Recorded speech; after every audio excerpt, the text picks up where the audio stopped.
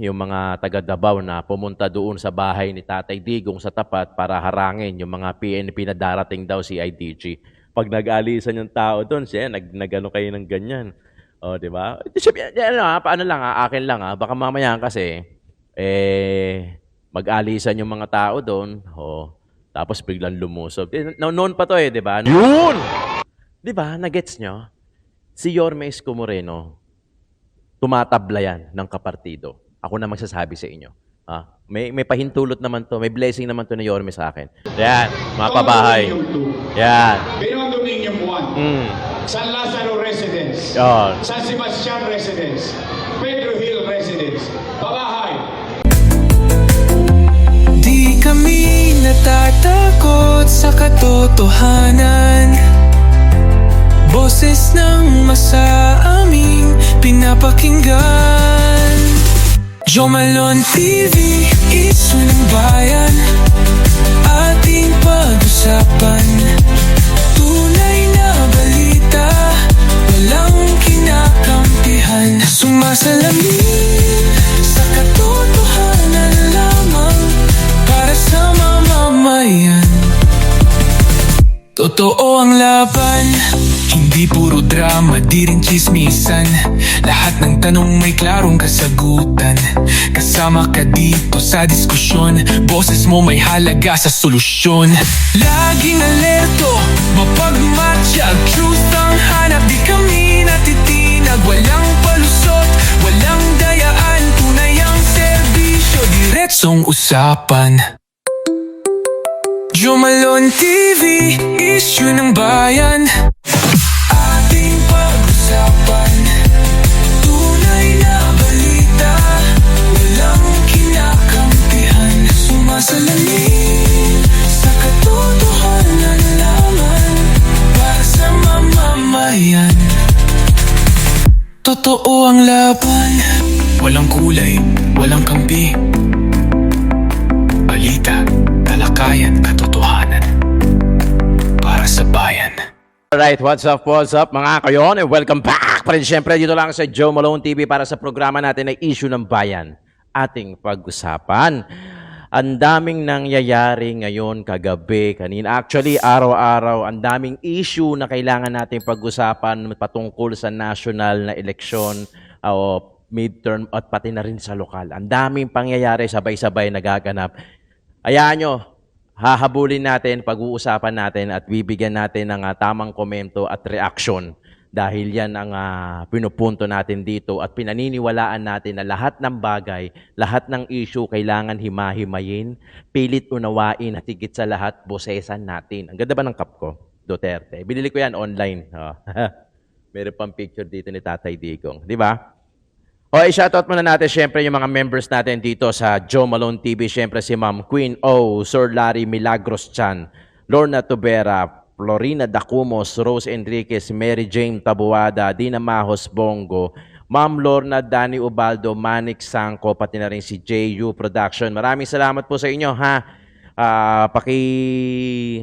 double check mga kayon kung meron kayong, kung di pa kayo nakasubscribe, kung di pa, paki-subscribe na lang, paki-click na rin yung bell icon, katabi ng subscribe icon, okay? Maraming salamat Attendance check, mega love shoutout sa lahat ng mga viewers natin abroad, pati na rin dito sa Pilipinas.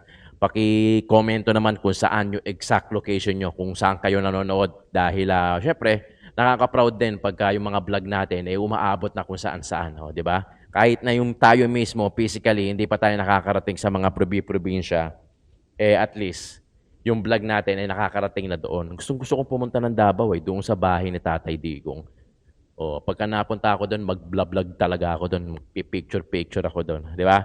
Maraming salamat sa lahat. Mega love shoutout sa inyo. Paki-subscribe naman when Tito Talks.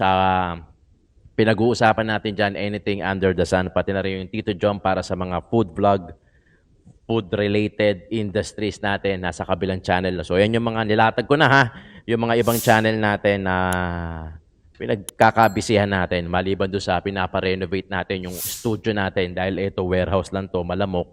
Kaya ako naka-jacket, saka walang aircon, mainit. Kaya minsan makikita nyo, pawis na pawis tayo dyan. Saka naka-green screen lang tayo. Ayan, okay? Pero laban lang, di ba? Laban lang sa buhay. Okay. Ito yung nangyari kagabi, ginulantang na naman tayo, April 30, huling araw ng Abril. Ang daming lumabas sa social media, especially sa Facebook, na yun nga, meron daw dumating na mga PNP CIDG sa Davao, di ba? Tapos parang planong pasukin, di umano, yung bahay ni Tatay Digong sa Davao. Kaya meron nag-live kahapon, di ba? Shinare yan ng ng SMNI, sila Kipi, sila Joey, shinare yan dahil may nagla-live doon na inaaya nga yung mga taga Davao na pumunta doon sa bahay ni Tatay Digong sa tapat para harangin yung mga PNP na darating daw si IDG.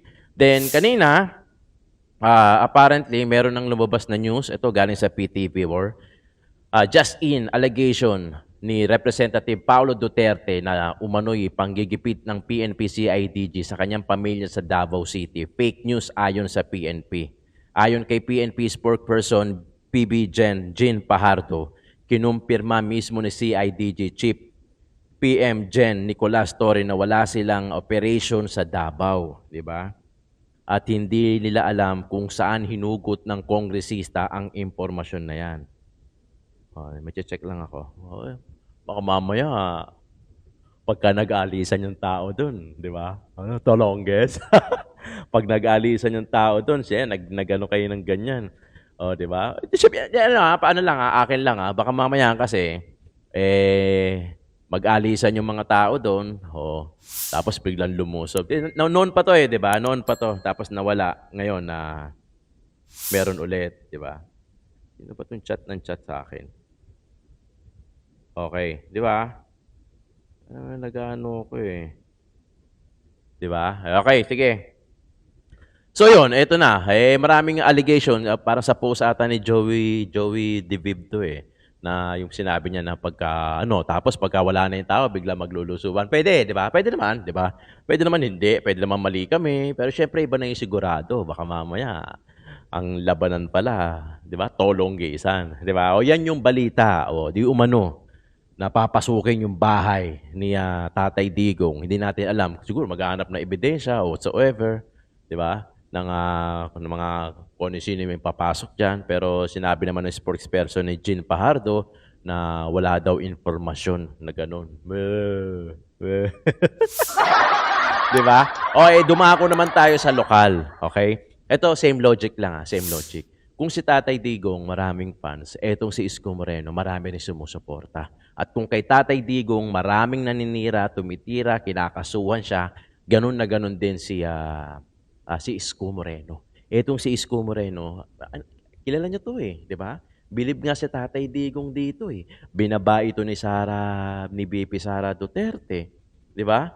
Bilib na bilib si Tatay Digong dito kasi nga lalo-lalo na nung pandemic. Sa totoo lang, laking Maynila ako. Hindi namin naramdaman talaga na nagutom kami during the pandemic. Pag nagla-live si Isko Moreno noon, ang dami nagko-comment na, pahiram naman ng mayor nyo kasi dito sa lugar namin, walang kwenta yung mayor namin, bla bla bla. May mga ganong komento. Nagtayo si Isko Moreno within 52 days na field hospital dahil ako mismo nasaksihan ko yung mga hospital na punong-puno, ultimo sa hallway, yung ramp ng wheelchair, mayroong pasyente doon ng COVID. Na-COVID din ako Sa Maynila na-COVID din ako. Pero ako, nagpa-check up ako, nag-positive ako, pero quarantine ako sa bahay. Quarantine ako, hindi ako hospital, quarantine ako sa bahay. Pero lumalabas ako ng pandemic kasi meron akong ID na essential people. Essential personnel. Meaning, kami yung mga nasa labas. Kasi kino-cover ko yung kino-cover ko kay Isko Moreno yung mga food packs na ipinamimigay namin sa lahat ng distrito. Kaya meron akong ID. So, allowed pa kami lumabas ng mga time na yan. Kaya hindi ako nagkulong, hindi ako nagpahinga. Nagtrabaho ako nung pandemic. Kinover ko yan kay Isko Moreno. And I would say, saksing buhay ako. Walang patid yung food packs namin nun. Nag-aabot-abot na nga Hindi mo pa nga nauubos yung pang March mo, dumating na yung pang April mo. Pag hawak mo na yung pang April mo, dumating na yung pang May mo, hindi mo siya mauubos ng ganun-ganun. Magsasawa ka nga to the point na yung iba pa nakikipag-swap pa sa ibang syudad na may food packs din. Nakikipag-swap pa, may ganung may ganung kwento pa, may mga ganung idea pa. Ganun na ganun din. Hindi man eksaktong parehas, it will never be the same nga. Sabi ko nga Tatay Digong sa Isko Moreno, they have different personalities, character. Kumbaga, they will never be the same.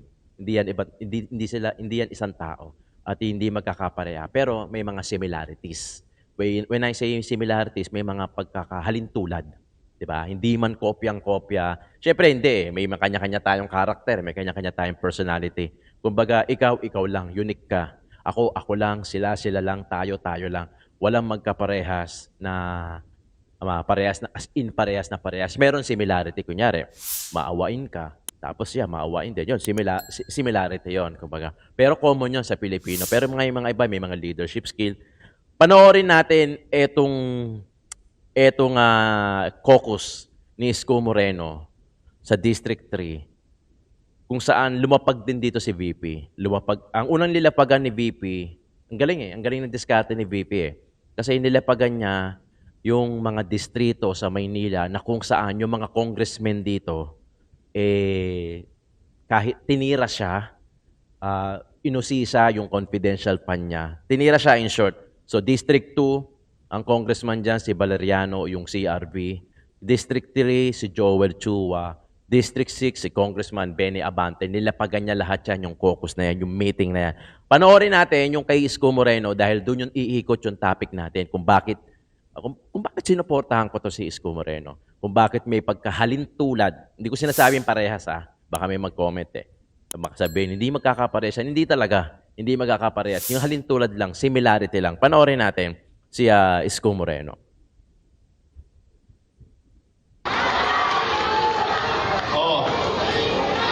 Yorme!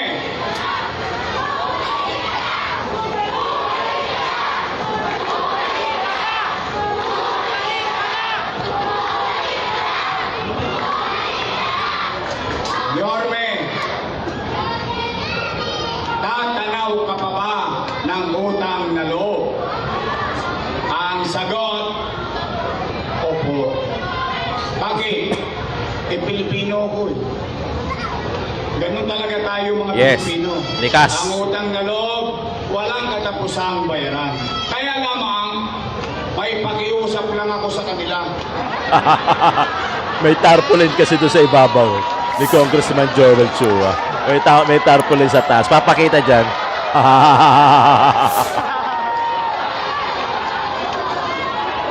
Ang pakiusap ko lang sa kanila, ayun o. baka naman, kung po pwede, sa ibang bagay na lang ako tumanaw ng utang na loob. Yes. Bakit? May utang na loob din naman ako sa taong bayan Yun! Di ba? Nagets nyo?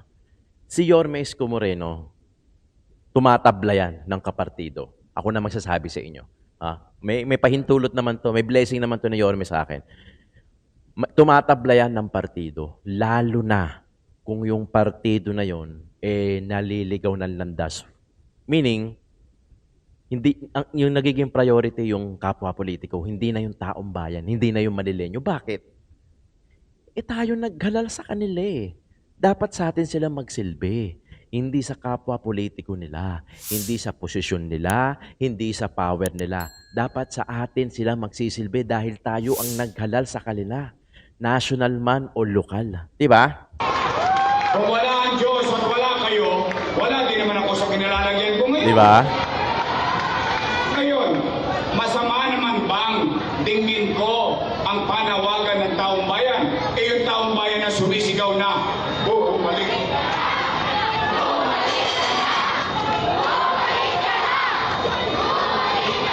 Totoo yan. Ganito nangyari. Tingin ko wala namang plano si Yorme Isko Moreno bumalik ng Maynila Wala na. Kasi ang ganda na ng buhay niya. Host pa siya. May sideline pa siyang artista. Wala na siyang plano bumalik. Siguro one time, pumunta sa Tondo, tapos nagsisigaw yung yung Manileño na bumalik ka na. Bumalik ka na. Ang point is, bakit ako nire-request o sinisigawan na bumalik na kung yung incumbent mayor nila na-satisfy yung pangangailangan nila? Very simple, di ba? Ang ginigiit kasi nung sa kabila na nag-tridor daw. tatakbo din pala daw ng Maynila kasi sinabi daw sa kanila na hindi na babalik si Isko Moreno sa Maynila. So pinaubayan na sa kanila. Ang tanong kasi, kung nasatisfy nyo yung pangangailangan ng Malilenyo, bakit pinapabalik pa nila si Yorme Isko Moreno? 'Di ba? There must be something wrong doon sa mga responsibilidad o sa mga pamamahala nyo. Kaya pinabalik si Yorme Isko Moreno. Ang nangyari, tinugunan lang niya yung hiling ng Malilenyo na bumalik ka na. Yorme, bumalik ka na. Sigawan nagkalat yan sa Facebook. Kada punta niya sa iba't ibang lugar sa Maynila, sa Tondo, kung saan-saan, merong sumisigaw, bumalik ka na, bumalik ka na. Kung ikaw man yun, di ba, mapapaisip ka rin. Di ba? Huwag yung masyadong lakasan, baka masigawan din kayo.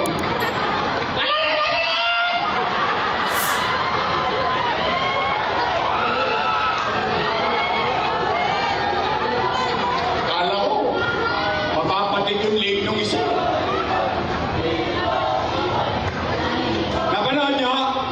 Oo. Napanood ko din eh. Galit na galit. Nanggagalit. Bakit sila nagagalit? Bakit sila natatakot? Bakit sila nangangamba? Kung sila ay nagbuti sa kanilang tungkulin sa mamamayan, kahit hindi na sila makita ng taong bayan, iboboto sila ulit ng taong bayan. Yun, exactly. Kung nasatisfy mo yung o ginawa mo yung trabaho mo o nagsilbi ka sa syudad mo, sa constituent mo, sa hinahawakan mo, bakit maghahanap ng iba yan? Di ba? Ganun lang. Simpleng-simple Logic na logic lang yun. Ay, nagagalit. Oo, lalo na yun, no, naka-blue. Congressman Joel Chua. Chihuahua. Sa taas, sa taas.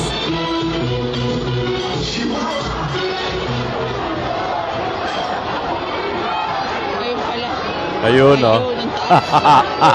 Kanino?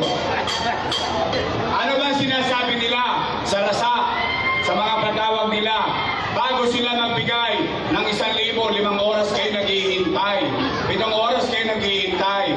O 2,000 na pala. Lumalaki na. Papalapit na papalit yan. Magiging 3,000 na yan. Kunin nyo lang na kunin. Ano sinabi? Si Yorme, maraming iniwang Utang. utang. Totoo naman. Totoo naman. Narinig niyo? Oo. Narinig ko rin eh. Sila ba may sabi na? Napanood ko din. Tingnan niyo, Nay. Ito, real talk ha. Real talk. Diba? Huwag kang tataas ang kamay ha. Wala nang aamin. Kwentuhan lang. Wala pa siya. Diba? Pag nagpapatawag sila, bawal buksan ng cellphone. Bawal mag-video. Bakit? Natatakot sila na baka ma-video ninyo yung kasinungalingan nilang sinasabi. Bakit? Yung sinasabi nila kakulong-kulong. Di ba? Dito tingnan yung cellphone, 5-5. Ayan. Baka nga may naka-live pa rito. Pansinin nyo. 5 minuto na. May narinig ba kayong panira? Wala? Ano sabi? Yorme, marami kang iniwang utang. O sige, pag-usapan natin yan. Tay, taas ang kamay ng may anak dito. May anak kayo. Real talk lang tayo ha. Tay, kapag walang nakakain ang anak nyo, gagawa nyo ng paraan. Yes, di ba? Talaga? Talaga! Iraraos nyo? Gagawin nyo ang lahat? Makatawid lang? O, yan din ang ginawa ko bilang ama ng 2 milyong Manileño noong panahon ng pandemya. Post ko Simple lang. Paliwanag natin. Mas madali ito, Yorme. Mas madali ito, Yorme. Mas madali ito kaysa doon sa sinasabi ni Yorme. Pag nakidnap yung anak nyo, wag naman sana. Pag nakidnap yung anak nyo at pinatubos sa inyo ng 1 milyon, 2 milyon, wala kang pera, makakagawa ka ng paraan, di ba? Tama, mali. Di ba? Makakagawa ka ng paraan dahil gagawa ka ng paraan para ma-ransom mo yung anak mo, let's say 2 milyon, gagawa at gagawa ka ng paraan. Andyan yung manghihiram ka, mangungutang ka, 'di ba? Bahala na kung paano mo siya babayaran, 'di ba? Bebenta mo yung mga gamit mo pandagdag doon sa kailangan mong ipunin para matubos mo yung anak mo. Tama mali, 'di ba? Ganun na ganun si Yorme. Siya ang ama ng lungsod ng Maynila. Nung time na yung pandemic, i-refresh natin ha. Nung pandemic, lahat tayo takot. Lahat tayo hindi alam kung hanggang kailan. Kasi una, 1 week lang, 2 weeks lang, 3 quincenas lang, katapusan lang, hanggang sa tumagal. Nag-adjust, buwan, hanggang naging 1 taon. Walang lumalabas, walang trabaho, lahat nasa bahay lang. Takot yung tao, hindi alam kung hanggang kailan. Lalo na pag may umubo, putya, COVID yan. Di ba? Unpredictable yung mangyayari o yung kinabukasan noon. So, ano ginawa na Yorme? Umutang. Aminado naman umutang, hindi naman dinanay. Yung inutang na yun yung mga food packs, yun yung mga vaccination, yun yung mga pinampagawa ng field hospital within 52 days sa tapat ng Quirino Grandstand, yung buo na yun. 'Di ba? Pwede nyo i-search yung video dyan, meron dyan. Nandoon yung field hospital. Tama mali, 'di ba? Tama mali. Kung ikaw ang ama, lahat gagawin mo para mabuhay yung anak mo, matubos mo yung anak mo, na kayang-kaya mo mag-provide ng 2 million, baka wala pang isang araw makakapag-provide, lahat lalapitan mo. Meaning, gagawa ka ng paraan. Ganun din ang ginawa ni Yorme. Di ba? Hindi naman nilihim Di ba? Aminado pa nga Di ba? Saka nakakita, ito yung suspect, kumbaga, si Yorme Escudero, inamin niya yung kasalanan na ginawa niya. O, di ba? Ano sabi niya? Bumaba kayo lahat dyan, hayaan yung ako magbayad. O, di ba? Nay, tay, mga minamahal kong lolo't lola, mga batang Maynila.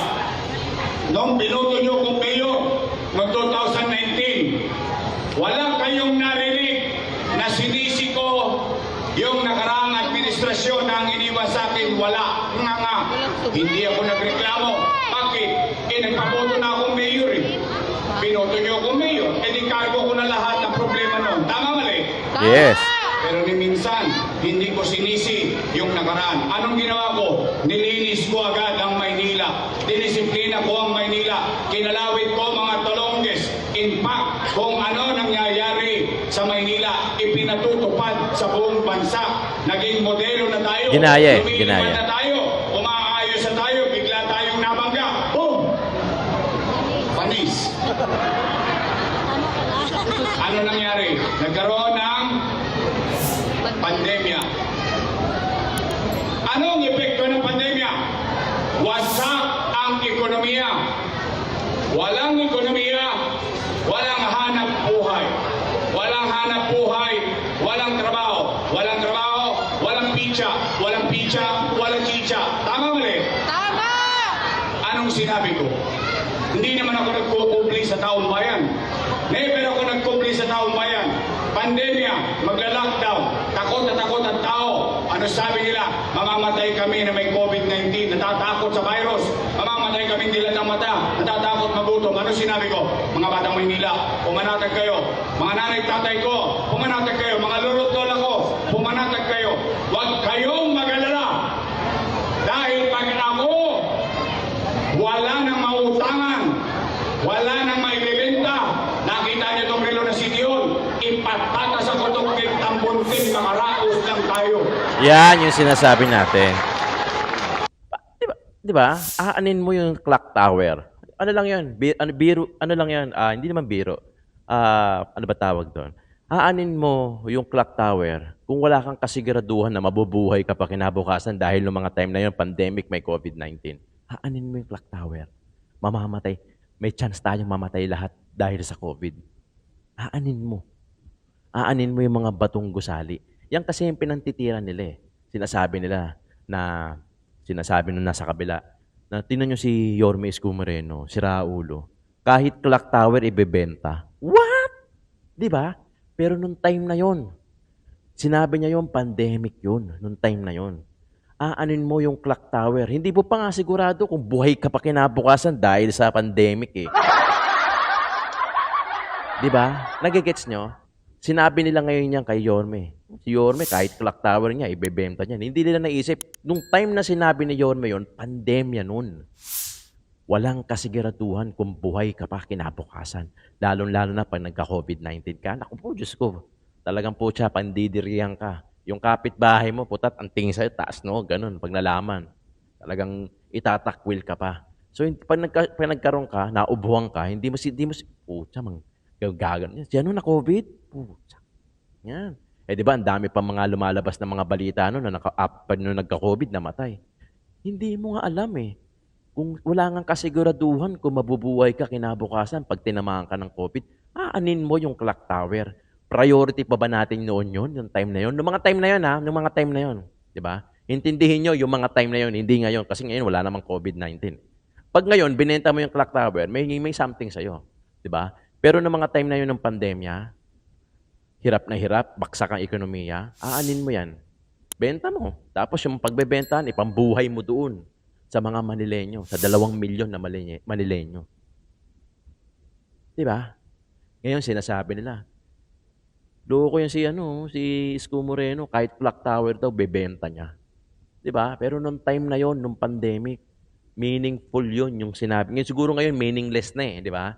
Kasi wala namang pandemya eh. Kumbaga, wala ka sa hot seat. Nung mga time na yon, takot na takot tayo nun, hindi natin alam. Wala kang nun eh.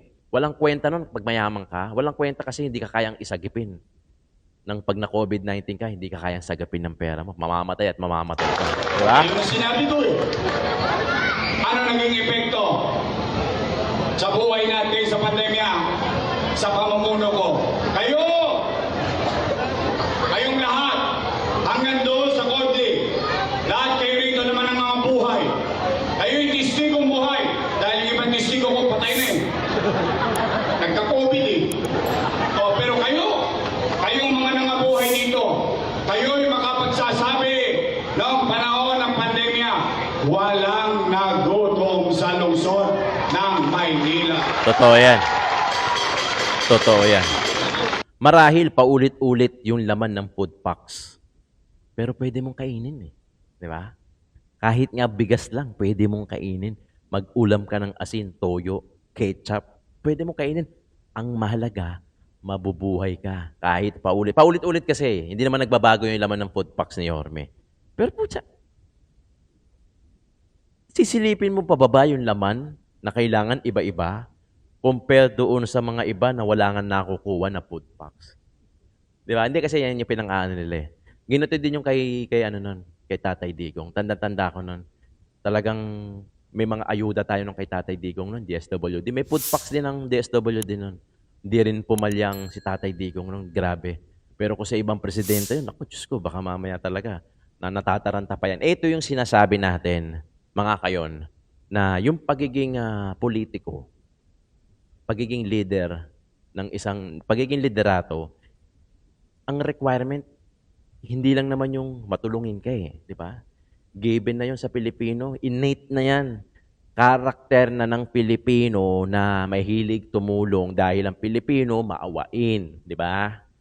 Pero hindi yan sapat na requirement para tumakbo ka sa posisyon, sa gobyerno. Kasi ang dami. Gusto ko iboto to. Bakit? Kasi marami ito natulungan. Yan. Di ba? Nagigets na ako mga kayon. Hindi lang requirement, hindi lang pagsimple. Walang problema sa tulong. Ha? Don't get me wrong. Walang problema sa tulong. Okay nga yung tumutulong eh. Pero yung mga panahon na ganito, problem solving, sa decisive moment, decision making, ano ang gagawin mo biglang nagkaroon ng pandemya? Hindi, tulungan natin yan.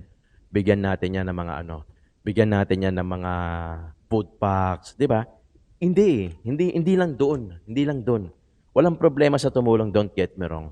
Walang problema doon sa karakter mo na matulungin ka. That's fine. Pero may mga panahon kasi na biglaan, na hinihingan din ng biglaang na desisyon o solusyon. Decisive moments, problem solving, decision making, mabilisan. Kasi wala naman nakapaghanda eh. Di ba? Wala naman nakapaghanda during pandemic. May nakapaghanda ba? Swerte lang na mayayaman. Kasi kahit papaano may pang-grocery sila, ang malas yung mahihirap. Di ba? Pero yung mga mayayaman, marami rin namatay dahil sa pandemic, hindi rin sila na-save ng pera nila. Di ba? Kasi puno yung hospital eh. Puno eh. Walang VIP, walang special access, hindi porket may pang under the table ka, ikaw ang unahin. Wala nang gano'n ng mga time na 'yon. Noong mga time na 'yon, hindi na question yung hindi na paramihan ng pera eh. Pasarapan na ng buhay ng mga time na 'yon, 'di ba? Pasarapan ng buhay at saka pagandahan ng pamilyang susuporta sa'yo hanggang dulo. Kasi wala namang kasiguraduhan during the pandemic eh, di ba? Ganun na ganun din yung ginawa ni Tatay Digong. Yun yung sinasabi ko na may pagka-similarity sila ni Isko Moreno. Hindi ko sinabing parehas. Tatay Digong is Tatay Digong. Isko Moreno is still Isko Moreno. But they have similarities in some ways in terms of leadership skill. Di ba? Maganda naman ang buhay natin nung kahit paano na kay Tatay Digong. Maganda. Di ba? Sinabayan ni Isko Moreno. Kaya nga, gano'n na lang yung atake sa kanila. Kay Tatay Digong, gano'n yung atake. Biruin mo, lulusubin pa yata yung bahay sa Davao. Diba? Isko Moreno, ang daming binato. Boy Benta. Diba? Tinatawag sa kanya, Boy Benta. Si Tolonges. Diba? Ang daming binabato rin kay Tatay Digong. Pati na rin kay Isko Moreno. Buwan-buwan, may food box. Tama mali? Tama. Per family, not household. Minsan sa isang bahay, 3 pamilya, 4 ang pamilya, 2 pamilya. Bawat pamilya may food box. Ganun ang food packs namin. Tanda-tanda ko sa amin, sa Maynila, 3 pamilya kami. So, 3 food pack yung dinideliver sa amin ni Chairman.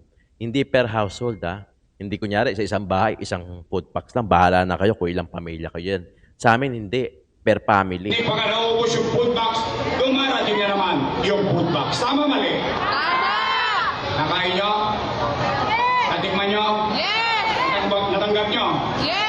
Oh, 700,000 families, mayaman, middle class, mahirap, pantay-pantay, nagkaroon ng food box. Tama mali? Yes. 700,000, yun ang kwento. Lagyan natin ng kwenta. 700,000 times 1,000, no magka? Patay. Patay na. Patay. Dami mo zero. 700 Billion. million piso. Malaki pera? Yes. 700 million? Malaki? Yes. Times 8. Puta time is 8. Okay. 8 months tayo kumain. Tama mali? 8 times 7. 56. 5.6 Billion.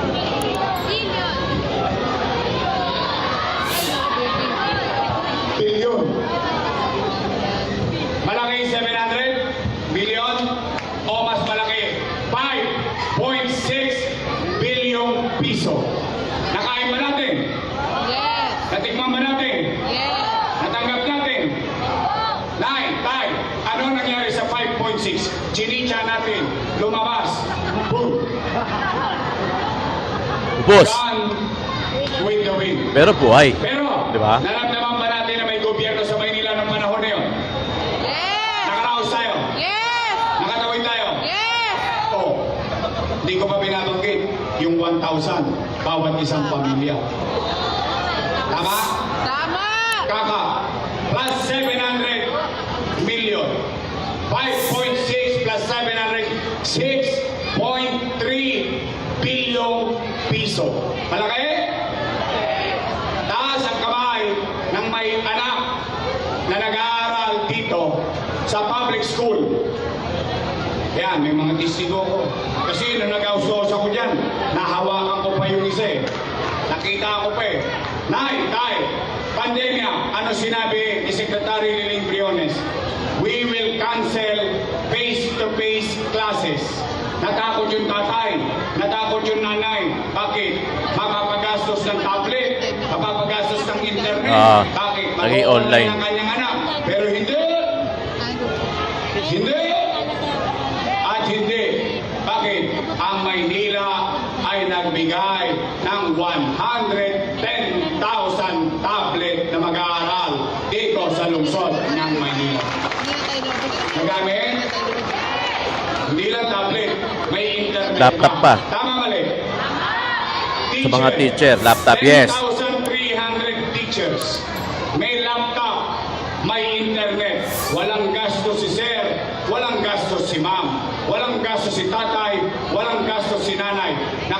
nag-save tayo sa pag-aaral ng ating anak noong pandemya. Tama? Tama! No, magka 1 billion piso. Tablet at laptop. Magkano internet? 300 million pesos. 1.3 plus 6.3, 7.6 billion piso. Oh, di ba? Dalawa pa lang ang pinag-uusapan natin. Wala pa yung mga pabahay dyan. Kita mo, talagang alam mo pag nagsasabi ka ng totoo, That's zero. hindi ko pa binanggit. Ang sakit. Remdesivir, tocilizumab, Ah, yung mga gamot. Molnupiravir, mamahaling gamot. Mahal yung Remdesivir na yun, ha? Mabuhay lang ang isang pasyente na may COVID-19. Nay, tay, paano pa yung AstraZeneca? Noong pandemya, nagbuka tayong adik, naging tamang hinala tayo, may umuubo lang, may COVID. Tama mali? Tama! Pero hindi nagtibag ang mga taga Maynila. Bakit? Ang testing sa Maynila, 1-2. 1-2 sawa. Kaya nga nga mga ilong natin, tut-tut dito, tut-tut eh. Tama mali?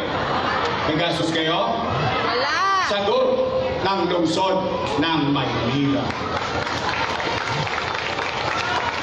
Tama ba?